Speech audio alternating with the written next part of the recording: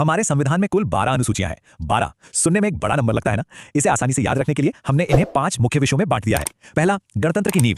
दूसरा, जनजातीय क्षेत्र सुरक्षा। तीसरा, संघीय शक्तियां और भाषाएं। चौथा, राजनीतिक अखंडता और कानून। और पांचवा, स्थानीय शासन। चलिए फटाफट आगे बढ़ते हैं। तो शुरुआत करते हैं पहले हिस्से से, गणतंत्र की नींव। इसमें पहली से लेकर चौथी अनुसूची तक शामिल हैं।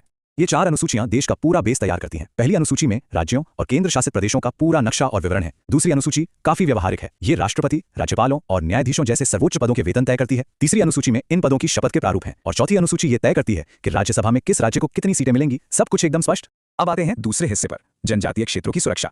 इसमें 5वीं और 6ठी अनुसूची को रखा गया है। इन दोनों के बीच का अंतर समझना बहुत जरूरी है। 5वीं अनुसूची थोड़ी व्यापक है, जो देश भर के सामान्य अनुसूचित क्षेत्रों और जनजातियों के प्रशासन को देखती है। लेकिन 6ठी अनुसूची बिल्कुल फोकस में है। ये केवल 4 पूर्वोत्तर राज्यों असम, मेघालय, त्रिपुरा और मिजोरम के जनजातीय क्षेत्रों के लिए ही नियम बनाती है। ये दिखाता है कि संविधान स्थानीय जरूरतों के हिसाब से कितना लचीला है। तीसरे हिस्से की तरफ बढ़ते हैं, संघीय शक्तियां और भाषाएं। इसमें 7वीं और 8वीं अनुसूची शामिल है। 7वीं अनुसूची असल में शक्तियों के संतुलन का पूरा चार्ट है। इसमें 3 सूचियां हैं, संघ सूची जिस पर केंद्र सरकार कानून बनाती है, राज्य सूची जो राज्य सरकारों के अधिकार में है, और संवर्ती सूची यानी कॉन्करेंट लिस्ट जिस पर दोनों मिलकर काम कर सकते हैं। यही वो संतुलन है जो देश के संघीय ढांचे को मजबूती से बांधे रखता है। और फिर आता है नंबर 22। 8वीं अनुसूची भारत की भाषाई विविधता का जश्न मनाती है। इसमें आधिकारिक रूप से मान्यता प्राप्त ठीक 22 भाषाएं शामिल हैं। ये एक ऐसा फैक्ट है जो हमेशा काम आता है। चलिए अब चौथे हिस्से का रुख करते हैं, राजनीतिक अखंडता और कानून। ये खंड 9वीं और 10वीं अनुसूची के बारे में है। 9वीं अनुसूची को एक तरह का कानूनी सुरक्षा कवच माना जा सकता है। इसका काम है कुछ खास कानूनों को न्यायिक समीक्षा यानी जुडिशियल रिव्यू से बचाना। यह सुनिश्चित करता है कि कुछ जरूरी नीतियां बिना किसी कानूनी रुकावट के लागू हो सकें। जरा सोचिए, अगर कोई राजनेता चुनाव जीतने के बाद अपनी पार्टी ही बदल ले तो क्या होगा।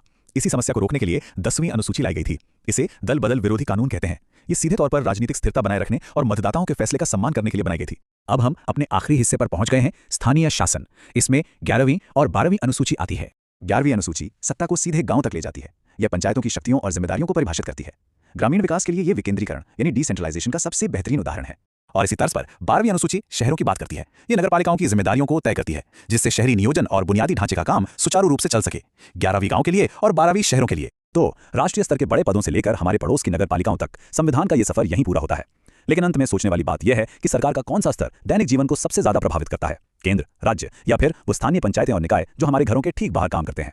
ये एक ऐसा सवाल है जो इन 12 अनुसूचियों के इस पूरे ढांचे को समझने के बाद जहन में जरूर आना चाहिए। ये सिर्फ पन्नों पर लिखे नियम नहीं है, बल्कि एक जीता जागता तंत्र है।